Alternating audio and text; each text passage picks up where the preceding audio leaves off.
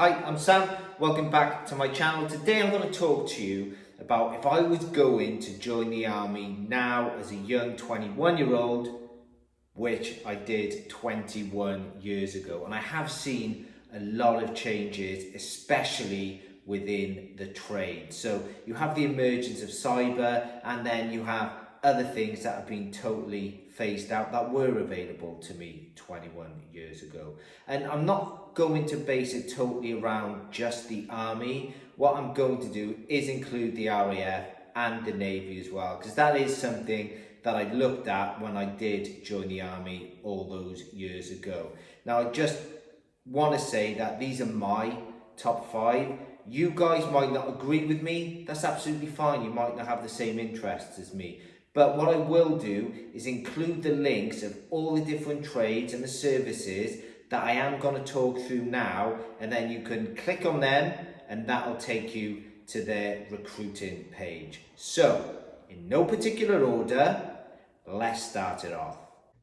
Right, so let's start off with a physicals training instructor in the RAF. And as you can see here, the minimum average pay for your first year is going to be probably over 17 grand, and initial pay after training is close to 29 grand, which is pretty decent. And the RAF PTI was, if I knew it existed, I think it would have drawn me more towards this role if I had known about it at the time. So in order to qualify for an RAF PTI, you can see it on the screen there. But what I would also say is that it's quite high in demand. So if you're really good at a particular sport, I would really try and get in as good as you can in that particular area. So that's what they're looking at. They're looking at people who can represent the RAF on a almost global stage. So if you're a black belt in taekwondo or judo, or if you're a great rock climber or a really good professional or semi-professional football or rugby player, and you're looking for a different career path, this could be the thing for you.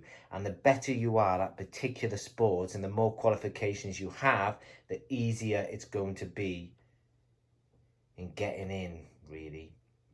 So this is what you're going to do, and you're going to conduct your fitness tests, organise sporting and adventure activities, and generally the ones you organise you will end up going on as well, and manage a wide range of sporting facilities. That's when a lot of the time you get to sergeant, you might be the top boy there in the gym, and you will be looking after that gym and all the other PTIs under your command.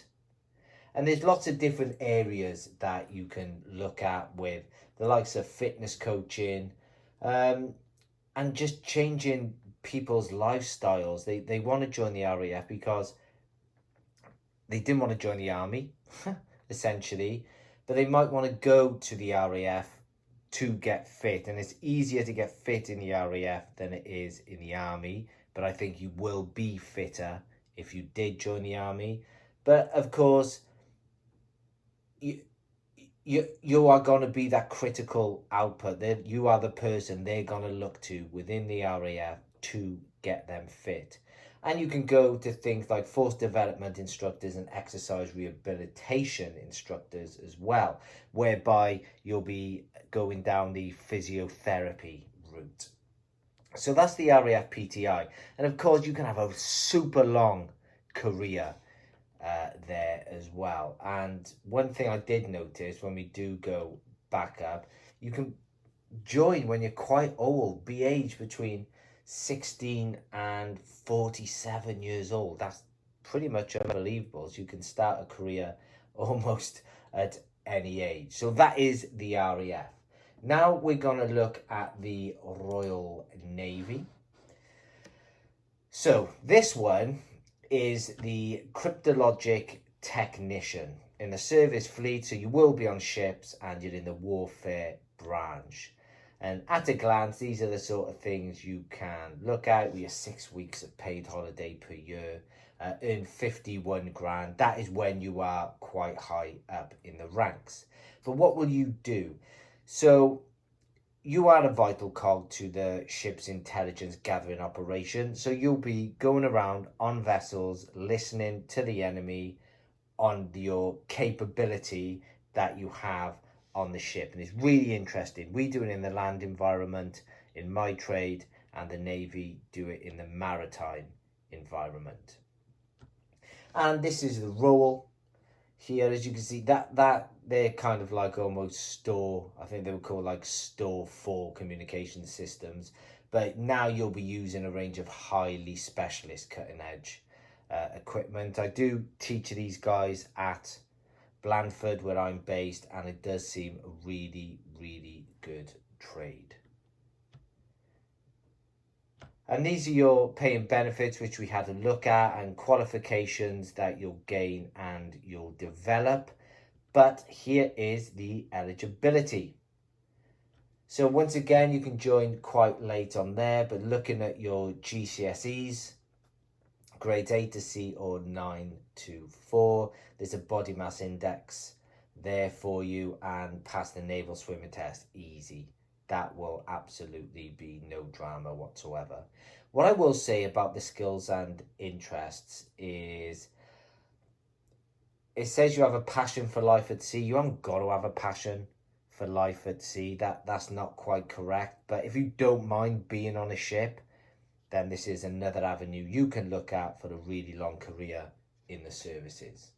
Now we're going to look at my trade. So looking at my trade, here you've got electronic warfare and signals intelligence. So they just had a complete and utter rename. So this is like the Navy version, but in the land environment. So here are the key responsibilities, things that you will be doing. And looking at this here, the sense, locate, hack and jam enemy communication systems is something that you will learn to do. And that is in the tactical role and also the operational and strategic role, whereby you're either on land or you're sat in a building somewhere passing vital information around the battlefield. We used to be known as an electronic warfare systems operator. So if anyone's listening to this and that's what you signed up for, that is what this is, EWSI. It's the same as the Navy, is listening in to enemy communications and perhaps denying their communications around the battlefield as well.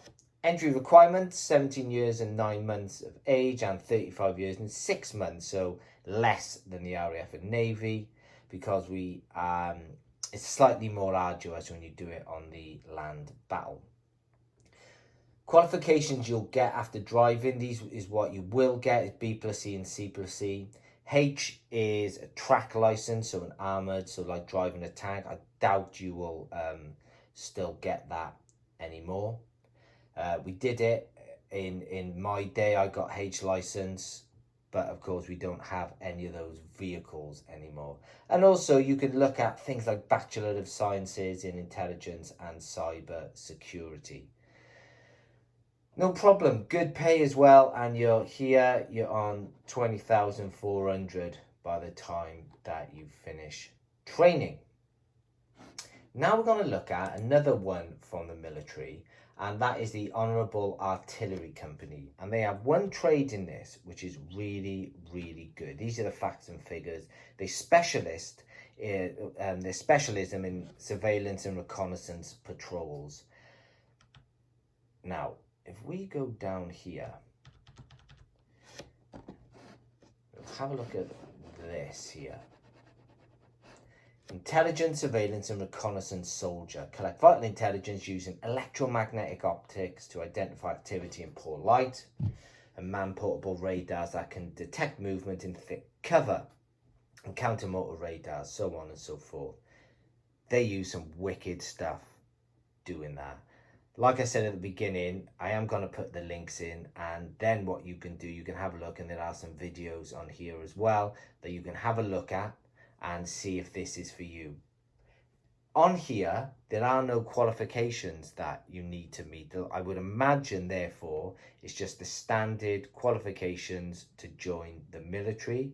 And fingers crossed, you can go for your ISR and reconnaissance soldier. I had no idea this existed because I might have ended up doing that. Now for the last one, Army again. And we have got an ammo tech in the Royal Logistics Corps. The reason I've chosen this is because it is super fast promotion. Super fast promotion. So what do? The Army's expert in explosives engineering by completing the world's leading ammunition training program. What I will say is that it is hard. It is a hard course, and I've known people who fail it in the last week, on the last day. But they are responsible for maintaining the safe use, storage and disposal of dangerous ammunition and explosives. We use their expert knowledge to protect others in the field of counter-terrorist bomb disposal. Awesome. I've worked with these really good blokes when I was in bomb disposal, and I didn't even know, once again, the train existed. Now, looking at the entry requirements for this, you need 5 GCSEs for this one, grades A to C, which must include maths, English language and physics or chemistry, or the integrated sciences that they have now. So that might stop some people from getting it. But what I will say is, if this, watching this video now, and this has really jumped off the page for you, redo your GCSEs if you want them. There is absolutely nothing stopping you. You've got up until 35 years and 6 months of age to do it. So there's nothing stopping you just retaking your GCSEs, or if you've got A levels, they might take them. But there's nothing stopping you from redoing your GCSEs and absolutely applying to become an ammo tech. Right, I really do hope that was beneficial, and also I hope that it was a bit of an eye-opener for you as well as to what is out there within the 3 services. If you do have any questions, please do not hesitate to ask, and I will get back to you as soon as I can. Take care. Bye.